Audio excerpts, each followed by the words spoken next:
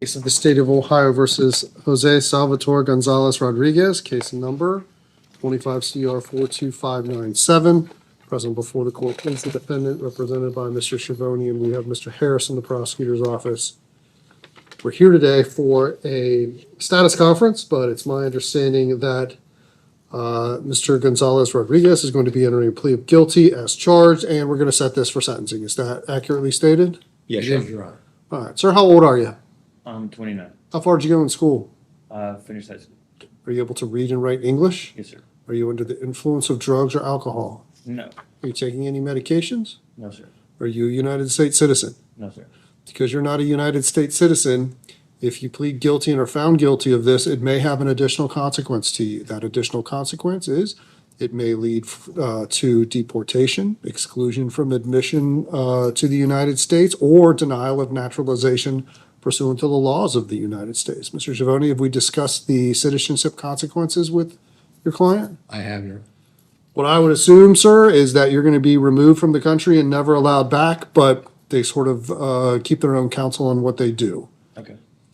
We've had some discussions about your case. If you enter a plea of guilty to this charge, I'm not going to sentence you today, and instead I'm going to do a brief pre-sentence investigation, and we're going to set this for sentencing either late next week or the following week, at which time I anticipate that I'm going to sentence you to time in my community control program. I'm going to put you on probation, give you time served, and make sure that you don't do this anymore. I don't know what's going to happen to you. Mr. Schiavone believes that you're going to be in the custody of the marshals or ICE, or somebody's going to remove you from the country. I have a nice order.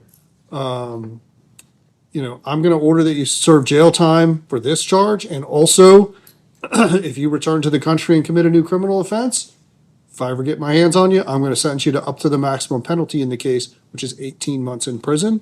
But as long as you and I never see each other anymore, that's probably not going to happen. Do you understand all of that? So you're saying if I come back to this country and I come in front of you for a new charge? If you go in front of anybody and you commit a new criminal offense, Oh. it's a violation of your probation in this case, and you're going to answer to me in this case to up to the maximum penalty. So how long will I have probation for? I anticipate that it will be 5 years of non-reporting probation. Okay. Okay? Yeah. Other than that, has anybody made any threats, promises, or representations to get you to plead guilty to this against your will? No, sir. I have a document entitled Change of Plea and Entry on the second page, signature above the line defendant. Is that your signature? Yeah. Did you review this with Mr. Schiavone before you signed it? Yes, sir. I did. Are you satisfied with the representation that you've received in the case? Yes, sir. You're going to enter a plea of guilty to 1 count of receiving stolen property, 1 count of criminal tools, and 1 count of failure to comply with the order or signal of a police officer. These, the first and the third one are 4th-degree felonies, punishable by up to 18 months in prison.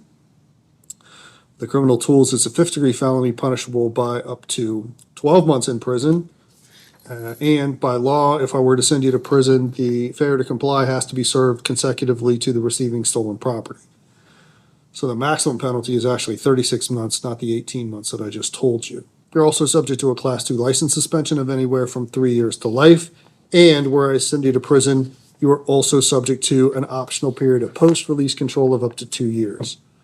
Before we go any further, though, I want to make sure that you understand your rights. You're presumed to be innocent in this case. That means that you can't be sentenced or punished until you either plead guilty or the state of Ohio proves that you're guilty, if they can. They have to do that unanimously to a jury or to a judge beyond a reasonable doubt at a trial. You would have the right to confront all the witnesses against you at the trial, compel witnesses to testify on your own behalf, and you have the right to remain silent. If you enter a plea of guilty to these charges, you're going to waive all of those rights. You're going to admit that you did it. We're going to get on to the matter of the sentence. Is that what you want to do? Yes, sir. Mr. Harris? Your Honor, just for the record, I don't believe on the plea form I changed the citizen status on that. I don't know if Mr. Schiavone did. I didn't see it since it's been signed, but there does say. Yeah, we just need to say the defendant is not Not a United citizen. States citizen. Correct. Okay, go ahead. Your Honor, if this matter proceeded to trial, the state would show beyond a reasonable doubt, in addition to all allegations in the indictment, that on or about February 7th of 2025, the defendant, Jose Salvatore Gonzalez Rodriguez, fled from police in the city of Mason, Warren County, Ohio, after being given audible and visual signals to stop his vehicle. And further, on April 4th of 2025, the defendant and a co-defendant were found in possession of a stolen vehicle at the co-defendant's residence in the city of Mason, Warren County, Ohio. Both defendants were in possession of items that aided them in possessing the stolen vehicle, being key fob, also 2 unmarked keys, key fobs of other vehicles, and one being a 2025 Dodge Challenger, which had been stolen out of Dearborn County, Indiana. Anything on those facts, Mr. Chavon?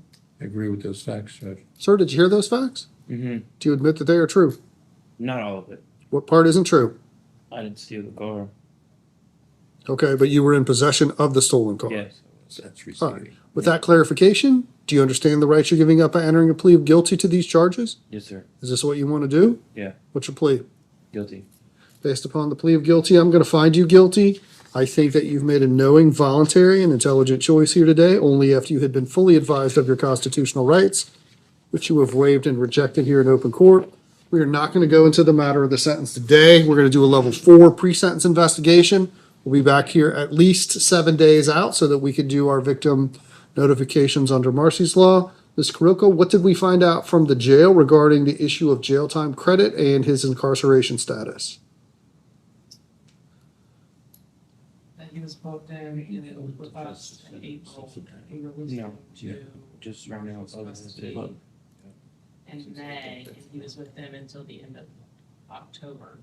We got him back October 28th. Okay. So, Mr. Harris, we're going to take that into account when we do our jail time credit figure? Yes, Your Honor. But we actually didn't release him. I mean, we had a holder the whole time? Yes. He said the marshal's custody came with a writ to pick him up in May. Okay. Just to be clear, there was some conversation about which jail he was located.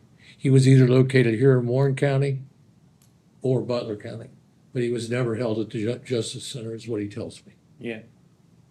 When I left here, I went straight to Butler, and I've been there since May 5th. Okay. Today's 7 months total. All right. But I believe he was I'm not 100% clear on that, but he's getting credit for the time in the federal case. Yeah. So he can't get both. I don't know that that's true, Mr. Harris. I don't know that that's not true. Certainly, if he were being held by a state court or a political subdivision that is a subdivision of some state court, yes. But I don't know how the interplay between that and the feds apply to this case. But we'll take that up at the issue of sentencing. I mean, certainly, he doesn't get credit in 2 places if he's being held by 2 state courts or 2 counties. But I don't know that that's true about federal custody, especially on a writ to the marshals rather than an actual court order. But I don't know. We'll punt that to another day. All right. Fine. Okay? All right. That's all. Thank you, Your Honor. Judge, what day do you want to come back? Miss Idle's still here. We can go ahead and get a How date. about Thursday? Um, Next Thursday, the 13th? Why don't you go back and talk to Ms. Idle, and she'll get you a date. If she is not here, then Ms. Carrillo will get you a date.